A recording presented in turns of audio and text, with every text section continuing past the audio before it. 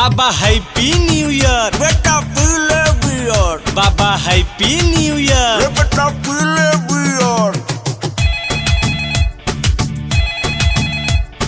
Hello hello बाबू happy new year. Darling आजा नियर। बाबू हैप्पी न्यू ईयर। डार्लिंग आजा नियर। अरे क्या हो रे? मलबा है बाबा मलबा। बेटा हमरो बात कराओ नहीं कलवा। ए हाँ जानू। बाबू मौका मिला है आज, थोड़ा बाबा का भी बना दो मिजाज। किस कलर की चड्डी पहने हो? बता दो ना। कौची बोल दिलही बाबा सनक गलई गे, लाठी लेके मारे ले बमक गलई गे।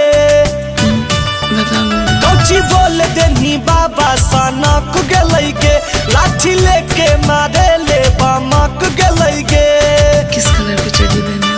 विश कह दे के रहो हैप्पी न्यू ईयर।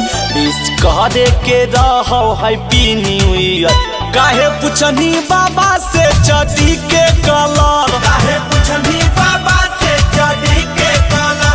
काहे पुछनी बाबा से चड्डी के कलर? आएंगे नया साल में पहले दिन लड़ा झगड़ा करवा देमी।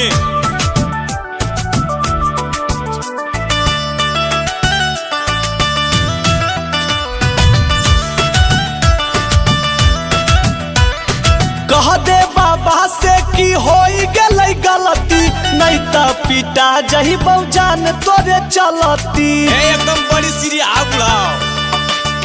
तुम टेंशन न लो मेरे सोना, समझाती हूँ दो उनको फोन। देखो अब की कुछ गड़बड़ मत करना, बाबा को फोन दे रहा हूँ। हला बाबा तनी बतिया ले हो। सॉरी बोल तो जी। सुनो ना। हाँ बोलो ना। आज चड्डी नहीं पहने हो ना? अरे इसको कैसे पता चल जा रहा है? सब पता चल रहा है। कैसे तोरा पता चलो हो क्लियर? कैसे तोरा पता चलो हो क्लियर? काहे पुछनी बाबा से चड्डी के कलर? काहे पुछनी बाबा से चड्डी के कलर? काहे पुछनी बाबा से चड्डी के कलर?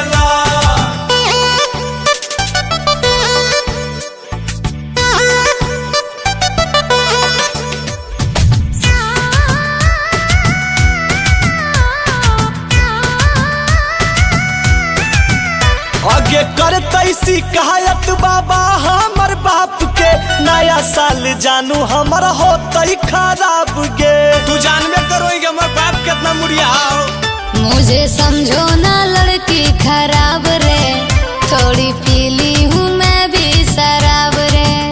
देनी चिंटू अमितावा के टेंशन के घर, देनी छोटू चंदनमा के टेंशन के घर। काहे पुछनी बाबा से चड्डी के कलर? काहे पुछनी बाबा से चड्डी के कलर?